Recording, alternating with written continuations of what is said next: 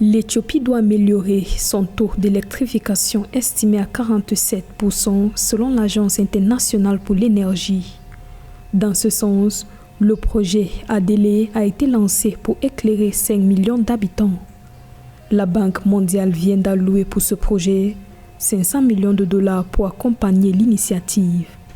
Au Botswana, le Fonds monétaire international s'attend à une croissance de 8,3% en 2021 grâce à une forte reprise de l'activité minière. Le pays a enregistré en 2020 une des plus fortes récessions économiques d'Afrique subsaharienne, estimée à moins 8,3% en raison de la pandémie de Covid-19. À l'issue d'un entretien qu'il a eu avec le nouveau président Mohamed Bazoum, l'ambassadeur du Pakistan au Niger, Ahmed Ali Siroé, a annoncé que son pays a offert 200 bourses au profit des étudiants nigériens.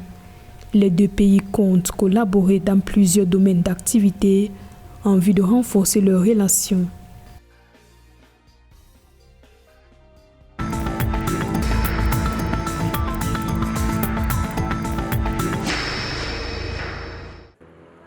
Par le biais de l'Association internationale de développement, l'une de ses 3 filiales de la Banque mondiale, l'Éthiopie a reçu un prêt de 500 millions de dollars. Les fonds sont destinés à appuyer le projet d'accès à l'électricité et à l'éclairage ADELE initié par l'exécutif éthiopien. ADELE peut contribuer à atteindre l'accès universel des écoles secondaires et des centres de santé, combler le manque en matière d'énergie et permettre un usage productif des énergies renouvelables dans les zones rurales les plus éloignées sera crucial dans la relance post-Covid. Le projet ADELE vise à faciliter l'accès à l'électricité à près de 5 millions de personnes, mais aussi à 11 500 entreprises et 1 400 établissements de santé et d'éducation. Deuxième puissance démographique africaine avec 117 189 000 d'habitants, l'accès à l'électricité est un défi majeur pour l'Éthiopie. Seuls 47% de la population ont accès à l'électricité selon les chiffres officiels.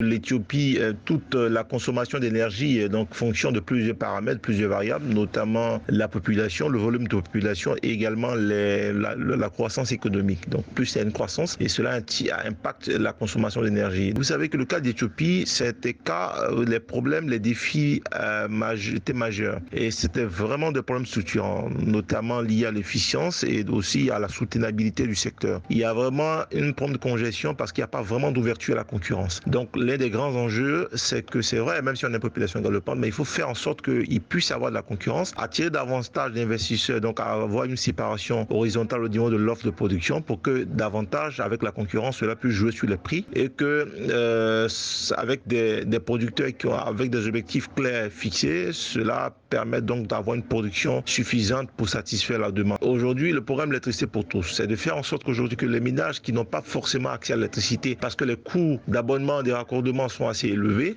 c'est de créer des mécanismes de financement innovants qui permettent donc aux ménages d'avoir accès à l'électricité et de pouvoir échelonner leurs dettes branchement sur un certain nombre d'années. L'Éthiopie vise l'accès universel à l'électricité d'ici 2025, une ambition démesurée selon des observateurs. Toutefois, le pays peut vraiment progresser s'il développe de puissants projets. La mise en eau du méga barrage de la Renaissance, objet de litige avec l'Égypte, devrait produire près de 6 000 mégawatts de capacité énergétique.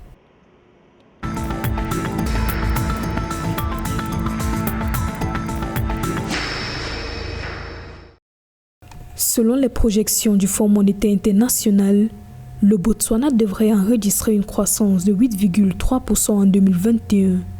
Cette croissance sera portée par le secteur minier, dont l'activité qui avait été freinée l'année dernière par la Covid-19 devrait connaître un rebond grâce à l'assouplissement des restrictions à la mobilité et la récente augmentation des salaires publics.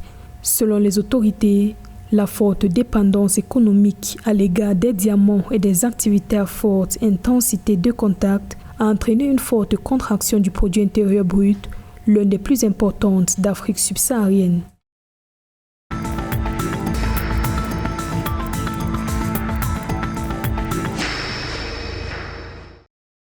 Le président de la République du Niger, Mohamed Bazoum, a accordé une audience à l'ambassadeur du Pakistan au Niger, Ahmed Ali Sirohe. Les deux hommes ont discuté des principaux domaines de coopération, notamment l'agriculture, la santé et l'éducation. Par ailleurs, le Pakistan a offert 200 bourses destinées aux étudiants nigériens, 100 bourses d'études dans les universités du Niger et 100 autres dans les universités pakistanaises.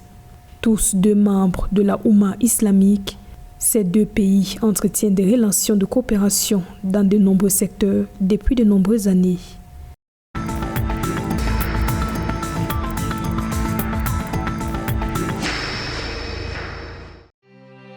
La Tunisie fait face à un déficit budgétaire élevant sa dette à 16 milliards de dinars. Selon le ministre des Finances et de l'Investissement Ali Kouli, la situation est principalement liée au remboursement d'anciens prêts, ce qui pousse le gouvernement à emprunter davantage pour rembourser ses dettes.